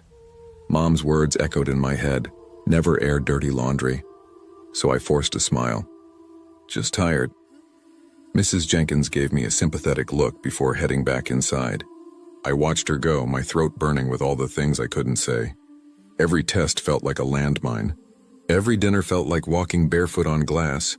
I started biting my nails until they bled, the metallic taste of anxiety lingering on my tongue. My chest tightened every time I heard Mom's heels clicking down the hardwood hallway, that sharp rhythm that meant inspection time. When I turned 15, I begged to join the art club at school. "It's after classes," I said carefully, trying to sound logical, not desperate. "It won't interfere with homework." She didn't even look up from her laptop. "Art club?" she repeated, her tone flat. "That's a waste of time. Unless you're planning to starve in some basement studio, forget it." "But Mom..." Her voice cut through mine, sharp as broken glass. "Don't argue. I'm not paying for this house so you can chase childish fantasies." I swallowed everything I wanted to scream. That night I sat in bed with my sketchbook propped on my knees, drawing in the dark. The glow of my phone flashlight was dim and shaky, but it was enough. Each pencil stroke felt like an act of defiance, quiet, invisible rebellion against her version of love. By junior year, panic attacks had become routine. My hands trembled whenever a teacher passed back graded papers. Sometimes I'd lock myself in the school bathroom, clutching the edge of the sink just to steady my breathing. One counselor noticed. She caught me after class and said gently, "Laya, is everything okay at home?" My throat closed. My mind raced with images of Mom's face if she ever found out I'd said something. "I'm fine," I lied, forcing a shaky smile. "Just stressed." She nodded, unconvinced, but didn't push. At home, nothing changed. Mom still recorded my study sessions, the tablet perched like a silent witness. Every hesitation became evidence in her courtroom. See? She'd say, replaying my mistakes. You lose focus. That's why you fail. But it wasn't proof to me, it was surveillance. Even when she wasn't in the room, I felt her watching, her eyes embedded in the walls. When I finally left for college, I thought the nightmares would stop. I packed my sketchbooks, a few clothes, and a fragile kind of hope. My new apartment downtown was tiny. A creaky one-bedroom with peeling paint and a window that barely opened. But it was mine. The first night there, I sat on the floor surrounded by boxes and cried. Not from sadness, but from the strange, hollow quiet. No footsteps, no orders. No lemon polish stinging the air. And yet, when the fluorescent kitchen light flickered, my body tensed automatically. Some ghosts don't vanish when you cross a city line. I'm older now. I live in Portland, not far from Cedarbrook Drive. Sometimes I pass by the old house. The roses still climb the trellis, their petals immaculate. The lawn's still perfect. From the outside, you'd never guess what happened behind those walls. I still catch myself triple-checking emails before I send them. I still hesitate before speaking in meetings, worried I'll sound foolish. At night, I sometimes wake to the echo of her voice in my mind. Perfection is the only way to survive. And yet, I draw. The walls of my apartment are covered in sketches, messy, uneven, alive. Fire escapes twisting like vines, crooked rooftops, graffiti-filled alleys glowing under streetlights. My art doesn't make money, but it makes me feel real. Every line belongs to me, not her. People say scars fade. Maybe the ones on the skin do. But the deeper ones, the invisible ones, and they just change shape. They teach you how to move, how to flinch, how to breathe. My mother's control left me anxious, wary, afraid of mistakes. But it also left me determined, desperate even, to build a life where imperfection isn't a sin. Sometimes I wonder if she knows what she did. If she ever sits in that silent house and feels the echo of her own words coming back at her. Maybe she does. Maybe she doesn't. But I've stopped waiting for an apology. The house is hers. The shadow it left, that's mine to fight. Control disguised as love leaves wounds that never fully heal. Perfection isn't the path to worth.